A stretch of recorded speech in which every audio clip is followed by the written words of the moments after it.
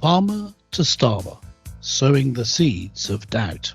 Well, welcome to Mark and Pete, two blokes with half an opinion. Now, here's a thought. Toxic taxation. The countryside is far and wide and packed with farms and fields, but political pesticide has been applied and killed the nation's yields. Oh, yes. Well, only a matter of weeks since we recently had the budget. Plans to continue with charging some farms inheritance tax as continues. But not only that, it has riled the farming community. Yes, anger seems to be growing. Well, it doesn't end there. In fact, the farmers have already demonstrated in Westminster. They took tractors all the way through and around Parliament Square. In fact, ironically, even the next generation were seen riding around in toy tractors and pedaling around, really just to simply showcase why farmers are angry with this new taxation. Yes. Well, here's another thought.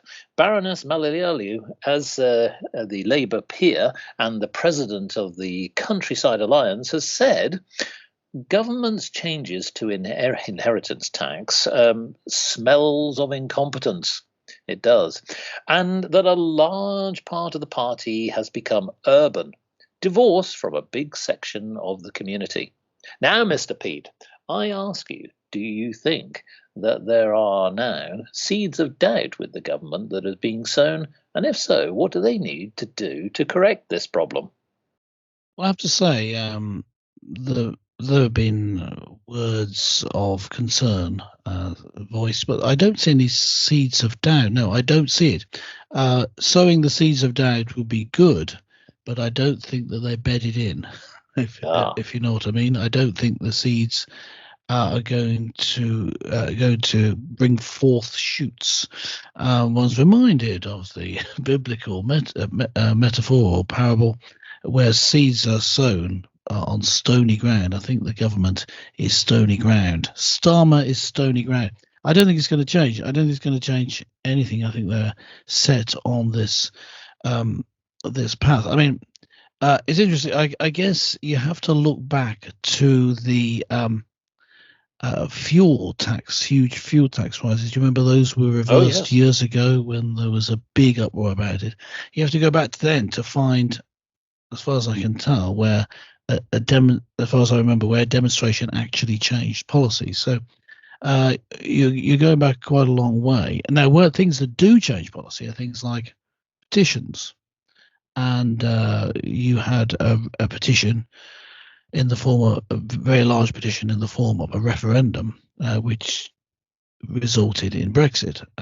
That sort of thing changes. So I think if the farmers are going to have any success in getting these plans changed, there needs to be a big change in the political will of other parties, not just the government, to force their hand to get popular will behind them. I think the demonstrations themselves, I don't think that they're going to change the government's mind. So yeah, seeds are sown, but I don't think, as they say, that they're going to produce any shoots. Well, the government does argue that the existing inheritance tax, i.e. before this potential change, isn't fair or sustainable, because they're saying that basically anyone who's sufficiently well off has to pay effectively 40% and the farmers are charged with nothing. Now, of course, the ministers argue that the exemptions have tempted rich folk to buy up farmland, pushing up its value and primarily avoiding inheritance tax.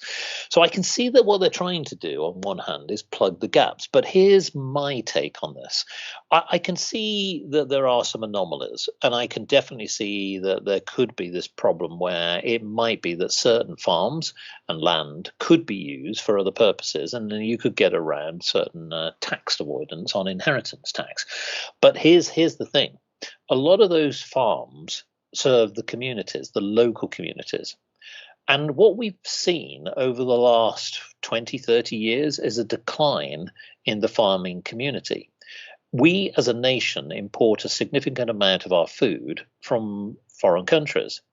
And isn't it sad that, for a country that has prided itself on its agricultural, richness and expertise, is losing that expertise? So for every small farm or medium-sized farm, or dare I say even large farm, that just simply closes business, we're not only losing that production capability, that ability to, improve the nation's yields, to be self-sufficient, we're losing the expertise. So I think one of the arguments that the farmers are saying is that this is going to impact the next generation of farmers. It's not easy to rebuild a farm, not just by the simple nature of taking out the equipment, etc., and all, of course, obviously the arable or the cattle or whatever it is. The bottom line is that you're losing that skill set, and surely that's something that we need, isn't it, to be more self-sufficient? Yes, Mark. I think the issue, this plays into the bigger issue of, I say, well, why is it that farms have this exemption, or have historically had this exemption? So they're paying zero and inheritance tax. Yes. And the reason is you're talking about the actual land of the country. And if you're not having the same families being able to take it on, then you're having it sold off to the highest bidder. You're having effectively the country taken away from the British and given to whoever, which could be more British people, could be Bill Gates, could be people with outside interests, and that's the fear. And there was a recent picture in the style of a meme, the common meaning of meme, which tends to just mean a picture with words on these days, but one of those with Bill Gates sitting opposite Keir Starmer, and Keir Starmer saying to him, "Well, Bill, I might have some farmland you'd be interested in buying." And now, of course, we wouldn't, here on Mark and Pete, cast aspersions that that's the motivation for what Keir Starmer has done and his government has done. I'd say more bluntly, it probably is. Or no, it could be. It could be a part of the calculation anyway.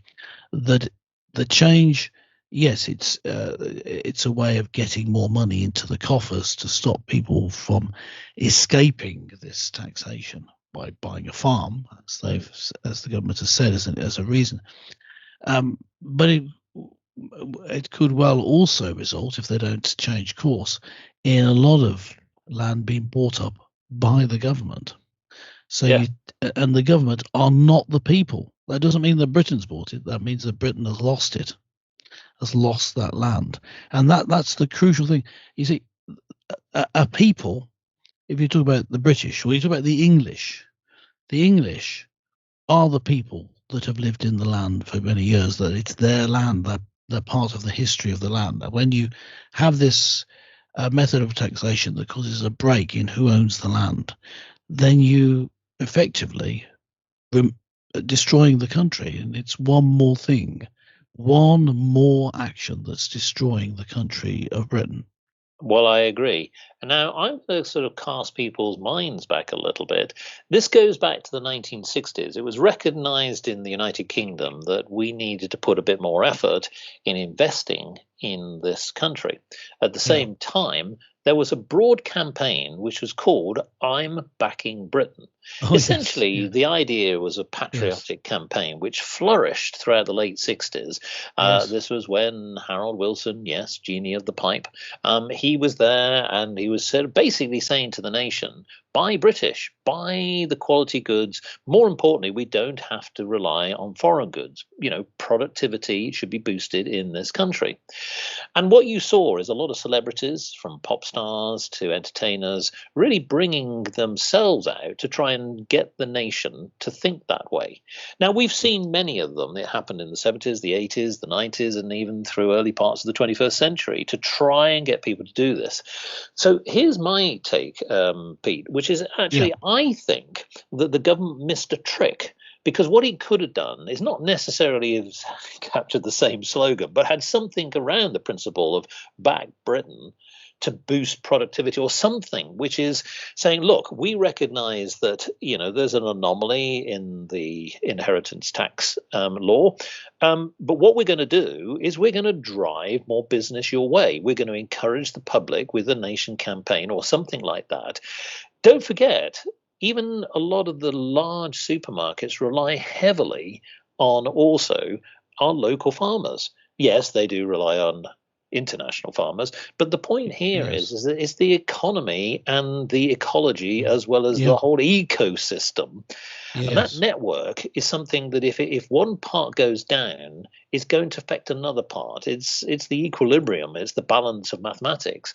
You cannot hit a particular industry like the farming industry so heavily that really we've seen, and as we know, I know we don't want to say Brexit too much, but the fact that the farmers no longer have that subsidy in quite the same way, you've got to then compensate it in other ways. So I think that what could have happened here is that they could have said, look, we're going to tighten up some of the law, but what we're going to do is we're going to try and find more incentives. I'm not suggesting putting tariffs on foreign goods, whether they be arable or other. But the point here is that you do need to encourage an audience, and it's an education process. So do you think that maybe Keir Starmer and his cabinet probably missed a trick there? Yeah, well, yes, I do agree that incentives in place are great, incentives to buy British and all that. But I still the inheritance tax thing is the biggest issue because it's about the handing on to the next generation. Yes, you're causing a breakout. That's the biggest issue. Things like the increase in national insurance contributions from employers is a problem because they're businesses, some of them small businesses. It's going to be a problem for them too. So it's like a double whammy. They've been hit twice. Yeah, I do. I agree with you on those that policy proposal of having incentives in place to encourage the local production of food. That'd be great, but you don't want to lose the ownership of the families that have been running these farms for years. And it's strange that you even have to argue for that. Of course, it's a good idea. Now, because this is intuitively correct, when over in the United States, Donald Trump has as a big plank in his campaign, keeping industries in the country, while still being in favour of free trade generally, but wanting to keep the production in the country. Why? Because you've got a whole culture surrounding them, you've got communities surrounding them, and in case of war, in case of breakdown in trade routes, you need the production to be in the country. Well, the same could be said of farming to a greater extent because of the idea, or because of the fact that farming is the land. And when you lose the land, you lose something. Not just something that's productive, something that's useful, something that's cultural, something that has a deeper meaning, something that's religious and spiritual about who you are. If you go to the Bible, you see that the land of Israel started really because Abraham went and bought a plot of land on there as a burial place for his wife, and so he owned the land. When the Israelis returned to Israel, starting the 20s and 30s, leading up, to them actually having been given the land back in 1948, forming the country of Israel as we know it today. What was happening before that is Jewish farmers were buying land in Israel in their minds, to make it legal, but also to make it morally right that they should then have the country there. This is missing from thinking of globalism because they don't see ownership of land. They say no one owns any land. But that's not true, is it? Not in the way that we operate, and the way the country is operated, not the way the world is generally operated going down through the years. So, I think the biggest thing is a break in ownership, particularly on people who are British through and through, have been here for generations and generations, and now suddenly the land isn't theirs. Their own country's land isn't theirs. Well, one sort of last point I was going to make, and I just wanted to get your view on this, Mr. Pete, which is a relatively new farmer in the sense that he is a celebrity, and that's Jeremy Clarkson. Now, as we know, he is a controversial character, but what he has done is championed the cause of the farmers. Now, first of all, do you think that he has a point that, again, that he's backing the farmers, talking about the fact that the government has perhaps misread the mood of the room? But do you also, what's your view on celebrities championing a cause? It can work for you and it can also work against you, especially as a controversial character. Yes, often a celebrity is useful in just drawing attention to it in the same way as a demonstration can draw attention to a cause. But then it's a temporary thing, and doesn't necessarily draws people's attention temporarily. I think where Jeremy Clarkson scores here is that he does have a farm. Yes. He owns a farm, and he's now producing a TV program about it. That's true, but he actually does own the farm. He's part of, and he's a genuine, actual farmer. That makes a difference. He personally experiences the frustrations that farmers are going through. Now, of course, he hasn't been a farmer for generations. There isn't all that side of it, but he has that connection, which makes him more credible. So I think his contribution is positive, and he has his own inimitable way with words that gets things across. Now, interestingly, with Clarkson's image as a broadcaster is not quite how he is really. I see him as a bit of a screaming lefty in real life. And so, he was, for example, he was friends with David Cameron, which, while still remaining in the Conservative Party, is as left-wing as they come, I think. So, the Conservative Party has drifted left and is left of Labour on quite a few issues. So, but he's not, for example, a fan of Trump and of his way of doing things, which would be to support the farmers and generally to reduce taxation. And the only taxation is tariffs. That would be his long-term aim, as he stated, even removing income tax. So I see Clarkson's contribution as positive, but as a screaming lefty, I don't know whether he actually sees the real issue. Screaming lefty being a chosen phrase, rather apposite, because a lot of them do scream. Well, indeed. Well, I'd be keen to know what farmers are thinking, and we'd love to hear from you. And also, what is their next action? That will be key to understand. What are they going to do next? Yes, let us know. And this particular episode will be up as usual on markandpete.com. So make sure that you're subscribed. You can check if you think you've subscribed before. It's always good to check. And then just leave a comment on this and any episode. It will also be up on YouTube. So if you're there, leave a comment and we'll also see it. Particularly, we'd love to hear from farmers in this country and in other countries, those not in Britain, see how things are going there, and we'll include your comments in a future episode as usual. But for this week, it's goodbye, and catch you next time.